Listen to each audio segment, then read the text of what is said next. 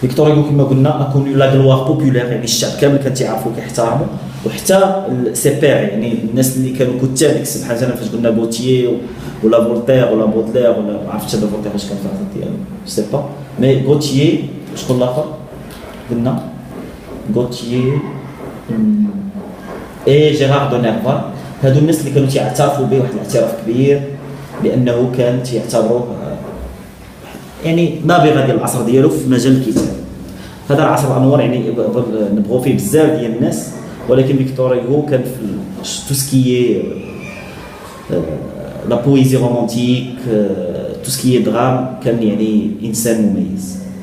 لا نيسونس ديالو قلنا 1802 ديسمبر، مات في 1885 باري. لاكتيفيتي ديالو كان ايكريفان بويت دراماتورغ وبوليتيسيان حتى هي. ناسيوناليتي بيان سور فرانسيز. لو موفمون ديالو يعني الحركه الادبيه لو رومانتيزم. لي زوغ برينسيبال عقلوا نتوما غير على ثلاثه، نقولوا كامل ولكن نتوما عقلوا على ثلاثه: كرامويل، هرناني، روي بلا، نوتر دام دو باري، لي ميزيرابل، لي شاتيمون، لي كونتمبلاسيون، لو ديرني جور دان كونداني. بالنسبه للطابلو ريكابيتولاتيف ديالنا ديال لوغ كما قلنا لو تيتر دو لوغ لو ديرني جور دان كونداني، لوتور هو فيكتور هوغو، لو سيكل هو 19e سيكل. La date de parution est 1829 ou le genre c'est un roman athès. D'abord la présentation de l'œuvre d'Iel, le dernier jour d'un condamné à mort. Victor Hugo, qui a marqué le 19e siècle par sa stature de poète et d'écrivain hors pair, est connu aussi par son engagement politique. Il a défendu plusieurs causes à la fois. Militant de premier ordre de la cause sociale, il n'a cessé de lutter pour plus d'équité, pour l'amélioration de la condition et des droits civiques des femmes. L'une de ses prises de position fut également la lutte contre la peine de mort, combat auquel il n'a jamais failli de sa vie et qu'il entamera de façon éclatante par la publication du dernier jour d'un condamné, le 3 février 1829. Par son nom d'auteur, qui me donne l'anonymat, un court roman où un condamné attend la mort et raconte son attente. Son récit s'arrête à l'heure de l'exécution. On ne connaît même pas son crime. هنا واحد الحاجه اخرى بلوس لانونيما، حنا ما عارفينش لو كريم اكزاكت ديال كاين اللي كيقول قتل، كاين اللي ولكن حنا ما عندناش الديتاي ولا ما عندناش الصوره الكامله على شنو دار هذا الكونداني امور. شنو هو الهدف ديال فيكتور هوغو؟ انه ما بغاناش نهتموا بلا ديتاي. علاش؟ حيت كاين بزاف ديال الناس ملي كيقراو غادي يخليو لو كونداني امور وغادي يبقاو يقولوا علاش قتلوا مثلا، ولا علاش دار هذه الحاجه ولا علاش دار هذه الحاجه. فيكتور هوغو نحى هذه القضيه، ما عطاناش دي ديتاي، اون نو كوني ميم با سون كريم. في القصه ديالنا ما عارفين شنو هو لو كريم اللي دار لو كونداني امور باش غيتعدم. علاش؟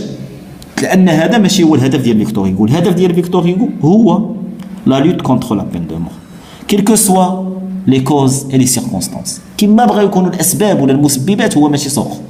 هو كيهضر معنا نيشان في لا بين دو مور، يعني كيحطنا في الصوره. يلا غنبداو من هنا، من لا بين دو مور. Seulement l'angoisse de celui qui sait qu'il va mourir et pendant 5 semaines habite avec cette pensée, toujours seul, toujours glacé de sa présence, toujours courbé sous son poids.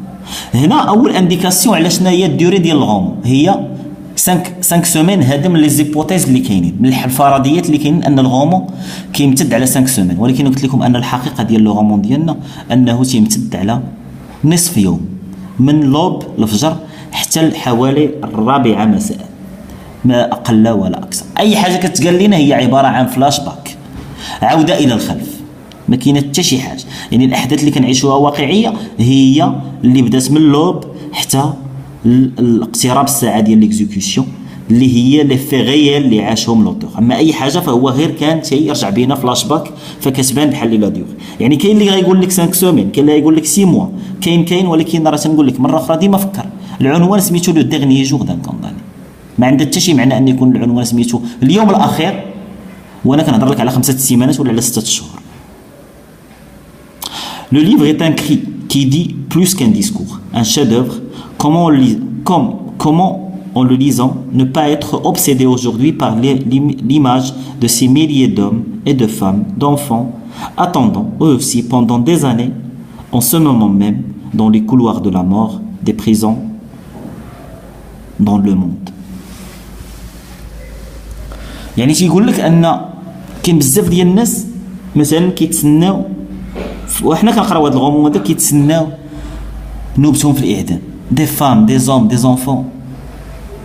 يعني بغانا فيكتور هيغو نتخيلوا الصوره ديال واحد كيتسنى ان يجي شي واحد عنده يحل عليه الباب ديال الزنزانه ديالو ويقول ليه يلا راه جا الوقت باش غتفارق الحياه.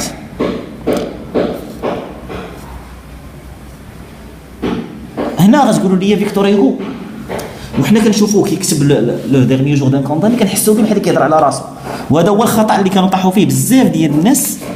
الا عقلتوا كنت هضرت معكم على هذا الموضوع ديال بزاف ديال الناس طاحوا في واحد الخطا، قال لك راه حتى هذه كتسمى بيوغرافي.